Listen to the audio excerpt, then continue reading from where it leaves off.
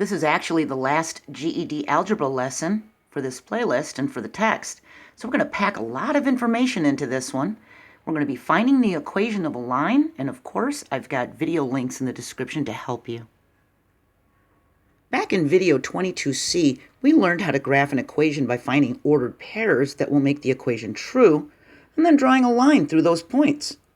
So, linear equations make straight lines. For the equation y equals 3x plus 4, we make a table of values that will make the equation true, and we find our ordered pairs for points on a line. If these are the values for x and these are the values for y for this equation that make it true, we have our ordered pairs. The equation y equals 3x plus 4 is written in slope-intercept form. This is very important. You're going to use this a lot, okay? We've got y is the value of y, m is the slope, x is the value of x, and b is where the line actually crosses the y-axis. So if this one says plus 4, this plus b, we would see that the line crosses right at 4 on the y. See that? I don't know why they call the slope m, why they use a letter m, and many mathematicians have asked about this, and I don't think there's any real definitive answer, okay? So when x equals 0 in the equation y equals mx plus b, the y will equal the y-intercept b. What does that mean? Well, when x equals 0 in this equation, then y is going to equal this b. Watch what happens. 2 times 0 is 0. Well, then that's just a 3. The y ended up equaling that b value. See that? Our ordered pair would be 0 for x, 3 for y. And when the value for y equals 0 in the equation, y equals mx plus b, x will be the x-intercept, the spot where the line crosses the x-axis. So, I told you that the b is where it crosses the y-axis, okay? If y equals 0, then x will be where it crosses the x-axis. Let's take a look at this. If we set, in this equation, if we set y to equal 0, and we've got 2x minus 4, well, we know the y-intercept is going to be negative 4. It's going to be down here at negative 4. That's where the line's going to cross the y-axis. But what about where does it cross the x-axis? Well, we can make a table of values that make the equation true. Here, y equals 0. X is going to equal 2. So it's going to fall at 2 on the x-axis. See that? And keep in mind that you can write this equation as 2x minus 4 or 2x plus a negative 4. That's the same thing as 2x minus 4. We talked about that when we were adding integers in video 18b. All right? So when we put a 2 in the place for x, see that's the x value, and y equals a 0, see, 2, 0, we get 2 times 2 is 4 minus 4. 4 minus 4 is a 0. Yup. So that means x is a 2, y is a 0. So when x is a 0, that's the y-intercept. When y is a 0, that's the x-intercept. See that? So when you see an ordered pair with a 0, you know that that's the value for y, so that's the y-intercept. That's the value for x, so that's the x-intercept. But the other one's got to be a 0, okay? The line crosses the x-axis at 2. So the x-intercept is 2. And the line crosses the y-axis at negative 4, so the y-intercept is negative 4. So wherever it crosses x is the x-intercept. Wherever it crosses y is the y-intercept. See? Like in football, when you intercept, you're stopping them, right? You're blocking them. So that's where it comes across that line. It's kind of hitting that line, see? You're going to come across questions like this on the test. What is the equation of the line shown in the graph? And you might be shown a line with no points drawn on it. And they want it in this equation, this slope-intercept form. So the first thing we do is find the slope m. We pick 2 good points on the line where the crosshairs cross x, y, and our line, like right here. So we're dealing with whole numbers. And we can pick this point. That's a good one. That's going to be the y-intercept, isn't it? We count our rise over our run. 1, 2, 3, 4 for the rise, and 1 for the run. But this line is falling to the right, isn't it? That tells us it's going to be a negative slope. This -4 rise over a 1 run is going to give us a -4. We talked about that in video 20D. So now we can put that -4 into the equation, and this is what we've got so far. Let's find that y-intercept b. It crosses it at +2 on the y-axis, so we know that is a +2, and we're done. That's what they wanted. They wanted y equals -4x + 2. We have our equation from that line. See? And we can write a table of values and plug in any values for this x and y to make it true. See? And then they would be ordered pairs coming down here. See? Now, sometimes we have to rearrange an equation and put it into slope-intercept form because it's supposed to equal y. In order for it to be in slope-intercept form, it's got to equal this positive y. See? And if we see something like this, well, this says minus y equals 7 over here. So we can use the addition property of equality to switch it around. And I included the videos from Algebra 1 after Lesson 19 in this GED playlist, and there'll be links to that in the description if you haven't seen them.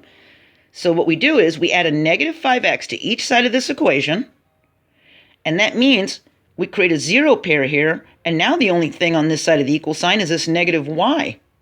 And on this side, in order to put it in the correct form, this mx plus b, we have to put the -5 first and then the +7. See? So we're tucking this -5x up in between the equal sign and the 7, pretty much. See that? Now, if you remember, we've got an invisible 1 here in front of every coefficient, but we just don't write it. We can make this -y into a positive by dividing all the terms by -1. Remember, when you multiply a negative times a negative, it makes a positive, and when you divide a negative by a negative, it makes a positive. So by dividing by this -1, and knowing that there's an invisible 1 there, we create a -1 over -1, which is a +1, and -5 divided by -1 makes a +5, and +7 divided by -1 makes a -7. So now we turned this equation into the slope-intercept form with a positive y. See that? Now, we could have done it differently. See how we started with the -5x and adding them to each side of the equation? That was the first thing we did to start switching this around. We could have rearranged this equation by choosing different terms. We could have started by adding a positive y to each side of the equation and creating a 0 pair here. Then we would have had 5x equals 7 plus y. Then, to get y by itself, we have to get rid of the 7 on this side, don't we? So we could have added a -7 to create a 0 pair here, so that y is by itself. And now on this side, we have 5x minus 7. So we end up with the same equation. It doesn't matter if the y is in the front or the back. It still equals it, right? So by doing it this way, we didn't need to eliminate the -y by dividing by -1. But either way, it took 2 steps to do it. And you need to be able to know that you could do it either way, all right? We could have just done this and then divided it by -1, or we could have started with different variables and done it that way, okay? As long as whatever you do to one side of the equal sign you do to the other, you keep it balanced, all right? Now it says, which of the lines shows the graph of the equation y equals -5x minus 7? And we've got a purple one that's going vertical. We've got a green one, that's number 2. We've got a red one, that's number 3, and a blue one, that's number 4. And they want to know, or could it be none of them? Which one is the line that is the graph of this equation? So we look at, well, it's got a negative slope, doesn't it? It's got a -5 slope, so it can't be number 1, because that's got no slope. It can't be number 2, because that's rising to the right. That's a positive slope. It could be number 3 or number 4, because they do have a negative slope, but look, the y-intercept b is a -7. Which one hits the y-axis at -7? Number 4 does. And it's got a slope of 5 over 1, which simplifies to -5 for the slope. So, which has the slope of -5 and crosses the y-axis at -7? It was the 4th one. The negative slope falls to the right. We talked about that in video 20D. And all we care about is the value for the slope and the y-intercept. We're not solving the equation. We're just looking for the correct line. So this -7 is a clue that that's where it's going to hit the y. We could have just looked at that and said number 4 is the answer and go to the next question. See? This one says, what are the coordinates of the y-intercept of the line? We have this equation, y equals -6x plus 2. Where's y-intercept be? It's this plus 2.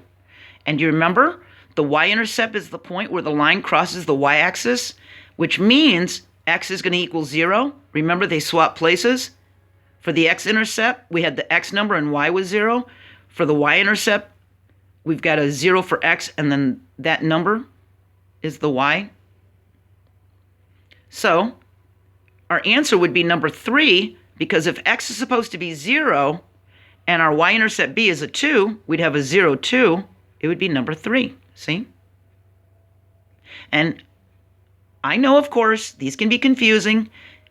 It doesn't matter if you have to go back and watch this video again, okay? You can also watch the videos that are following this in the playlist, all right? Now we've got the point 0, -3 is the y-intercept for which of these equations. So you might think to yourself, oh, okay, well, if it's going to be like this one, it's just whichever one has a -3 for this y-intercept b, right? But be careful. Look at this equation carefully. See that negative y? Which equation has -3 in the y-intercept place of the formula?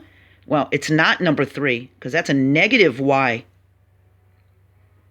Negative y equals x plus 3. Answer number 2 would be the answer.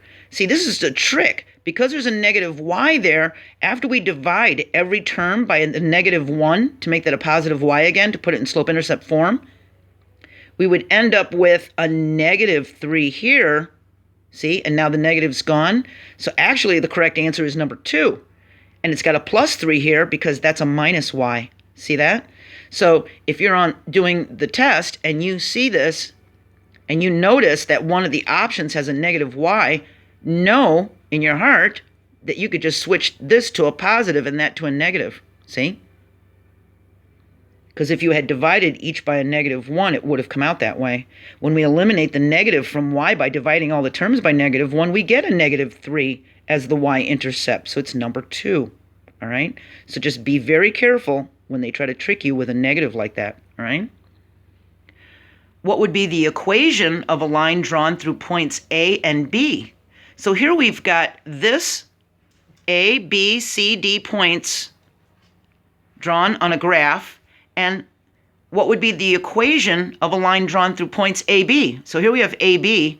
If we drew a line through this, it would be falling to the right, wouldn't it? It would be a negative slope. So could it be number 1? Well, that's a positive slope. It might be number 2. That's got a negative slope. It's not this one. It could be this one, and it's not this one. 2 and 4 are the only ones that have a negative slope. So the first thing we're going to do is find the rise and the run and figure out what the slope is. Is it a -4 or is it a negative invisible 1? See? When it's negative x, that means it's a -1 slope. So we can eliminate these answers. From A to B, we count the rise and the run. 1, 2, 3, 4 is the rise. 1, 2, 3, 4 is the run. Well, if we've got a negative slope and it's a 4 over a 4, that means we have a -1. So 4 is the only choice. The slope is not -4. The rise and the run is 4 over 4, see? Which is going to simplify to a -1. So be very careful, all right? Just remember that there's an invisible 1 there, all right? And that would be the slope, okay? I'm going to use this again. Which of the following is the y-intercept of the line drawn through point D and point B? Now, do you notice in this one, we used points A and B, these two, and in this one, we use D and B. What about C? Unnecessary information that we can ignore, okay? So it wants to know the y-intercept of the line drawn through BD. Where would it hit the y-axis?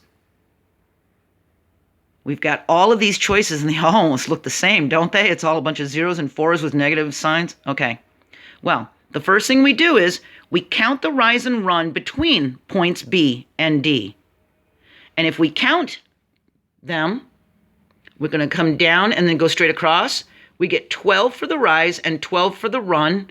And if we did draw a line, it would be rising to the right, correct? So it's a positive slope. And it's a 12 over 12, rise over run, which makes a 1, a positive 1.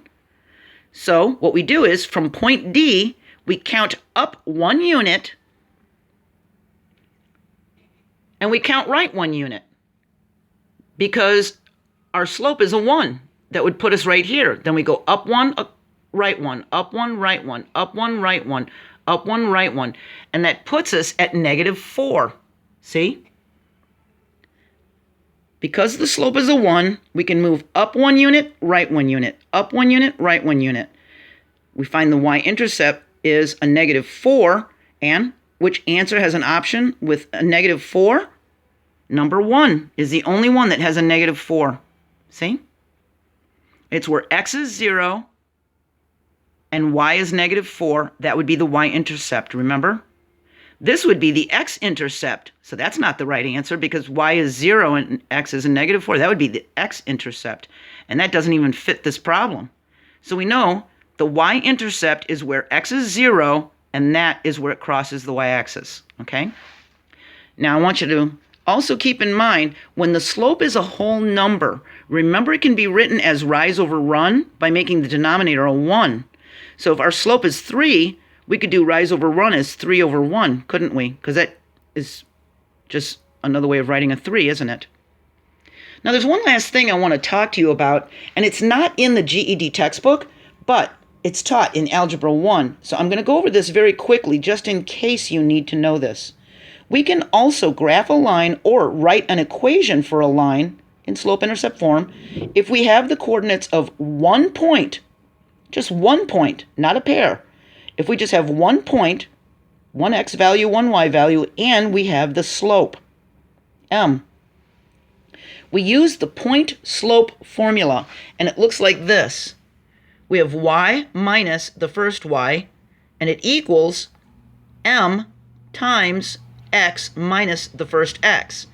And those are the coordinates of that 1 point, and then the m would be our slope. So we can plug 3 for x, 2 for y, and slope 4 into this point-slope form. And we're going to put 3 for x. All right, so that's x sub 1, see? And then the y is going to be the 2. That's the y sub 1. And we're going to keep this y and this x black because they're just part of the equation. They're part of the formula. We're going to plug in our values for x and y as x sub 1, y sub 1. See? 3, 2. All right? And our slope is a 4. So we're going to put that here where it's supposed to go. Now, we can distribute this 4 to the x and to the -3, and we get 4x minus 12. And on this side, we can eliminate this -2 by adding a +2 to both sides of the equation. That'll create a 0 pair here. So we'll just have a y on this side. When we add 2 to a -12, we get a -10. So now our equation is y equals 4x minus 10. See?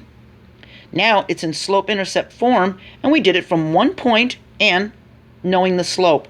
And we can also graph this because we could just draw the point 3 for x, 2 for y, and make that point on our coordinate plane, wherever it is. And if the slope is supposed to be a 4, we could do it as 4 over 1 for the rise over the run. And if we've got 3 for x and 2 for y, it would be right here. See that?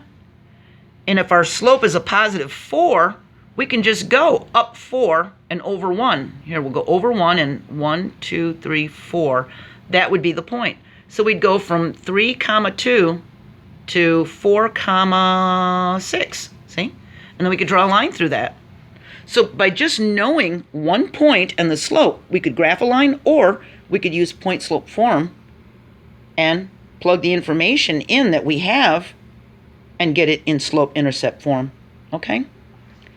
There's a lot of information from Algebra 1 that they're packing into like 5 lessons, which I've broken it up into 26 videos. That's not very much to learn all of Algebra 1. My Algebra 1 playlist has 300 videos in it, and I'm trying to teach this to you in 26 videos? All right, so what I'm going to do is, in this GED playlist, I'm actually including some Algebra 1 videos, and they're going to come right after this one. It's going to talk about slope-intercept and slope-intercept form of an equation, and the x and y intercepts and stuff. And after those are going to be systems of equations videos, because they're not covered at all in this GED text. And that's part of Algebra 1. And I heard a rumor that there are systems of equations problems on the GED test. I'm not 100% sure, but I thought, so that you guys are covered, I'm going to include them in this playlist just to help you out. All right. Now, if you're very, very sure of yourself and you did take algebra in high school and you just needed a refresher and you think you've got this, you can skip them and go to the next GED lesson, which is going to be geometry. We're done with algebra. And it's going to be triangles and parallelograms for lesson 23A. So my advice is to watch these following videos in the GED playlist just to cover your bases, all right? But either way, you should be ready to do the skill focus on page 261. And if you watch these, you should be able to do the mini test for lessons 20 through 22 that start on page 262, and the Unit 3 cumulative test that starts on page 266, all right? But take my help when I offer it, okay? If I've got extra videos, take a few minutes and watch them. And remember to watch my Algebra Word Problems playlist so you become very familiar with algebra word problems.